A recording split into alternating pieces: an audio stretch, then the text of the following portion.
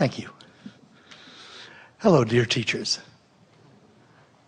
You really mean it when you say that my feeling good and my feeling bad is only about me related to me. You could use a lot of different excuses. People say, I'm sad because my lover left. And we say, no, you're not. No, I'm sad because my lover left. And we say, no, you're not. I say, wait. I wasn't sad, my lover left. Now I'm sad. I'm sad because my lover left. And we say, no, you're sad because you're not in alignment with who you are, and you may be attributing it to that. But you have control. You don't have control over whether your lover leaves, but you have control over the direction of your thought. And the way you feel is about the direction of your thought. You have the ability to focus in ways that you have not exercised. Too many people are dependent on the behavior of too many others, which you can't control. And then it puts you in this uncomfortable position of needing to be true control freaks in order to feel good. And then as your world gets bigger, you find that there are too many moving parts, and you find less ability to control, and so then it all begins to break down as the moving parts become more numerous, where when you get it, when you decide early on or as soon as you can that you're going to stop trying to control the uncontrollable, which is everything that everybody else is doing, even doing with you. Stop trying to control the uncontrollable and control the only thing you can control, which is your relationship with your vortex. You'll be joyful, and then the cooperative components will come and match you, and you'll find all kinds of people in your life lovely to be with and play with, you see. Let's offer this one strong statement because we haven't said it before. Let law of attraction do all of the controlling, and you just adjust your vibration. So you have to stop looking at what you don't want and start looking at what you do want. But we've never known anybody who could just stop doing that. You have to start doing something else, and that's the whole point. You want to focus yourself into the vortex, and we know that the fast way in is to just care about how you feel. When you get in there, everything you want is in there. So some of these processes that you describe feel like effort, and the effort doesn't feel good.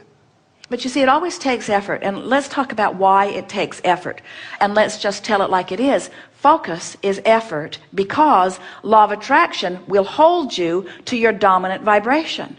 So if I've been beating the drum of I don't have enough money, and I've been noticing evidence of not having enough money, and in my noticing that I don't have enough money, I activate a vibration so it keeps me in that position of not having enough money, then to think about having more money is not as easy as noticing that I don't have enough money. It takes effort to imagine beyond what is. That's really what we're talking about. It's easy. It's like it's easy to turn on the television and watch what they're offering. It's more difficult to think your own thought. It's easy to just hear what someone's saying to you. It's more difficult to guide the conversation in a more positive direction. It's easy to observe. It's more difficult to focus. And yet there is so much more reward in focusing than there is in just observing. So most people have trained themselves. You have patterns of thought about money. You have patterns of thought about your body. You have patterns of thought about teachers. You have patterns of thought about government. You have patterns of thought about ecology. You have patterns of thought about medicine. You have patterns of thought about animals. You have patterns of thought about cats. You have patterns of thoughts about dogs. Some of you like dogs and don't like cats. Some of you like cats and don't like dogs. You have patterns of thoughts about all kinds of things. A pattern of thought just meaning a thought that you thought, maybe your mother thought it and she thought it and spoke it, and then you thought it and listened, and then it doesn't matter where the thought got started, but you've got an active vibration about a lot of different subjects. So let's say your active vibration about the subject of something that you want improvement in. Let's say your active thought is that we are in the middle of a financial crisis. And let's say that your active thought is that costs are going up and incomes are going down, and the government is trying to fix it, but there are so many moving parts that even the best of them are in a state of confusion. And so that's your active thought, that you've talked about it, you've thought about it, you've listened, you've reasoned it out. That's your active thought. Well, it takes discipline to think a different thought. And many people would say, It's not just that it takes discipline to think an improved thought, Abraham. I don't want to think an improved thought because I've been trained to tell it like it is. I've been trained to face reality, to tell the truth. So now this vibration, this reason that it's harder to think a different thought, has many layers of reasons. My mother told me to always tell her exactly the truth. And I don't always do it, but I feel guilty every time I don't.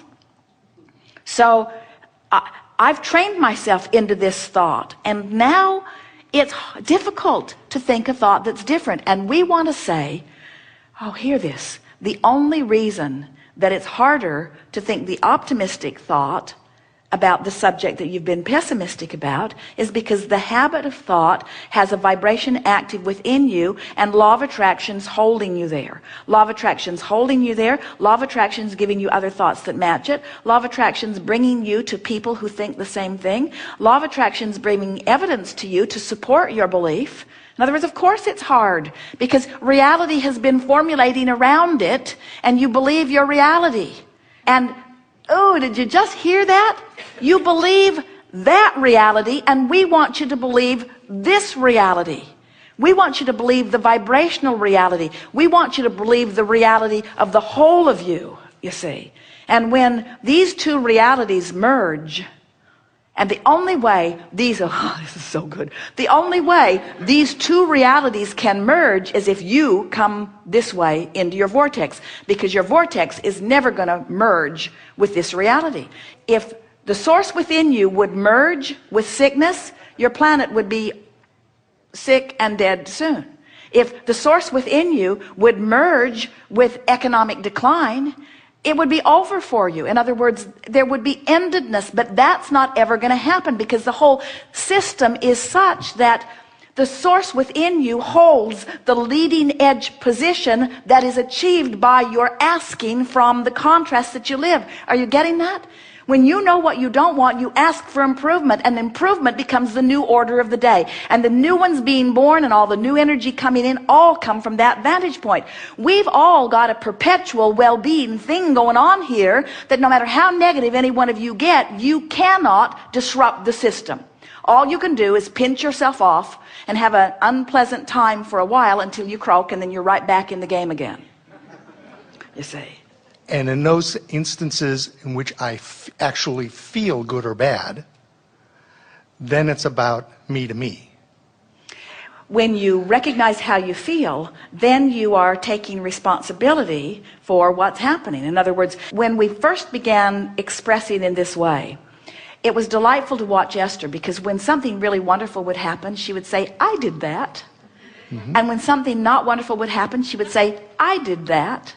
And there was something empowering about knowing that since she did it, she could do it a different way if she chooses to. But it's easy to forget because there are so many moving parts. It's so easy to give other people credit for the way they behave. That's sort of what feels logical to you, but it isn't logical, because the way they're behaving to you always matches your expectation. People will raise or lower to the level of your expectation. And that's why sometimes it's hard to focus yourself into a new place. As we say, you've been thinking that way, you've been getting feedback, which is why you think that way, so you get feedback, which is why you think that way, which is so you get feedback. It's just a spiral of attraction, you see. But only when you care about how you feel, so you start directing your thoughts based upon how they feel rather than upon the reality. Esther will say, Abraham, but it's true. Not so much anymore, but she tried it for a while. But Abraham, but it's true. You got to give me that. And we say, don't use the truth of something as your criteria for your focus, because there are all kinds of things that are true that you don't want to keep active in your vibration. There is a rampant active vibration around the world, and especially in your planet, that said times are financially hard. And as long as you keep beating that drum, the stuff that's queued up for you in your escrow, in your vibrational reality, will be slowed down, because your thinking that times are hard puts you in a place of disallowing them. Meanwhile, there are people who are accustomed to thriving in all times that are making out like bandits. And then you say, That's wrong. You're not supposed to thrive in this hard economy. We're all supposed to suffer in this suffering economy. We say, hear what you're saying. You want to praise success everywhere you see it. You want to praise thriving everywhere you see it. You want to tune yourself to thriving, not to failing, you see.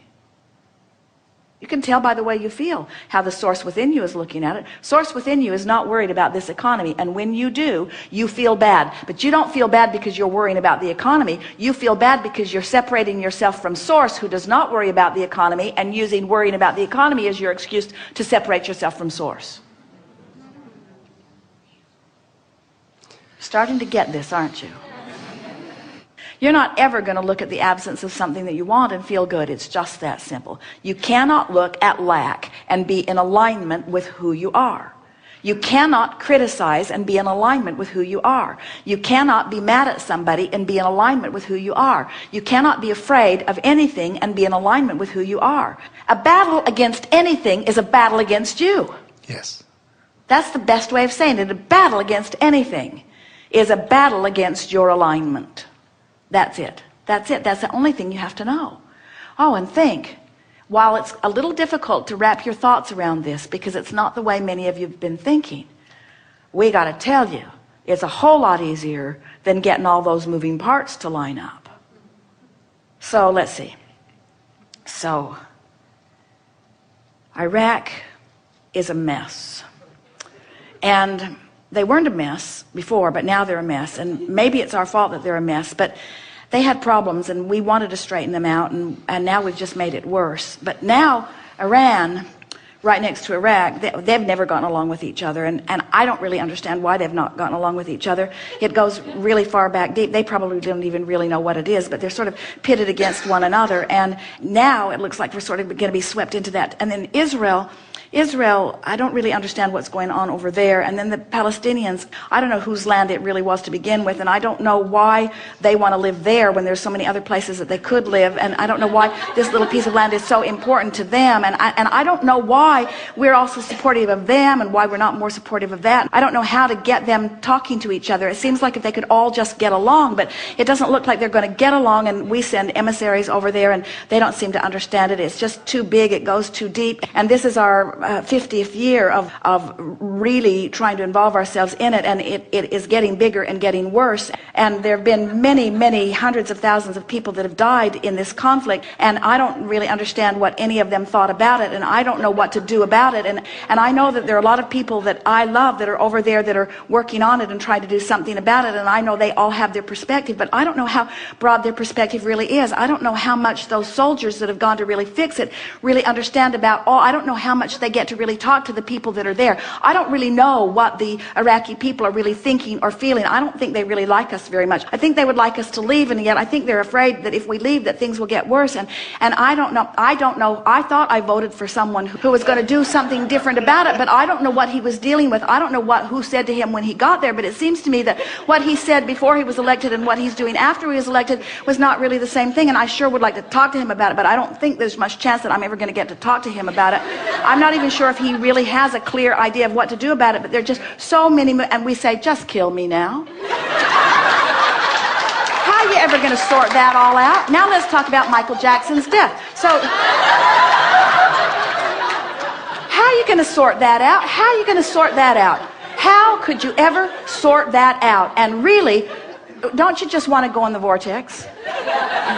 Don't you want to just leave them all to whatever they're creating and just go into... Now, here's what happens when you go into your vortex. When you see people afraid of bombs dropping on them, you ask for a world that is more peaceful. When you see children suffering, you ask for a better life for them. When you see intolerant people speaking only of one right way to live, you ask for a more diverse and understanding world. You have created something so magnificent in your vibrational reality, and all of your attention to all of that stuff that holds you apart from what you've created keeps you from being the whole being that you are, you see. Trying to control the uncontrollable keeps you outside of your vortex. And these simple processes of wanting to feel good and reaching for the thought that does and reaching for the thought that does and reaching for the thought that does until it does, and then holding to the thought that did feel good and holding to it until you have activated and trained yourself into that vibration, until you become a vibrational match to the better world that you are asking for. The better world cannot show itself to you. But in the moment you become a vibrational match to the better world that you're asking for, it'll show up here and here and here and here. You'll rendezvous with those on the same wavelength. When you try to talk to anyone who's on a different wavelength, it's just blah, blah, blah, blah, blah. How unsatisfying. You express your truth, they express theirs. Nobody hears anybody. It's just more combat. Oh, we might as well just drop bombs on them because we don't understand them and they don't understand us. But when you get into the vortex, now cooperative components assemble. Wouldn't you love to have political leaders in the vortex where other political leaders could rendezvous with them, where the solutions are, you see?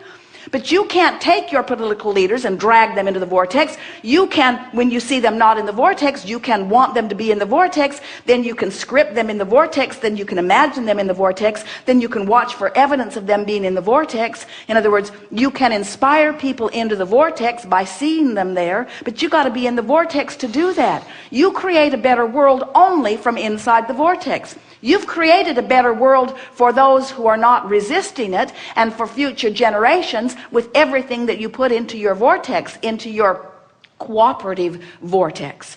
But when you look at the reality and hold yourself apart from it, then you're not going to see it in your life experience, not because it's not here to be seen, but because you're holding yourself on a different vibrational channel.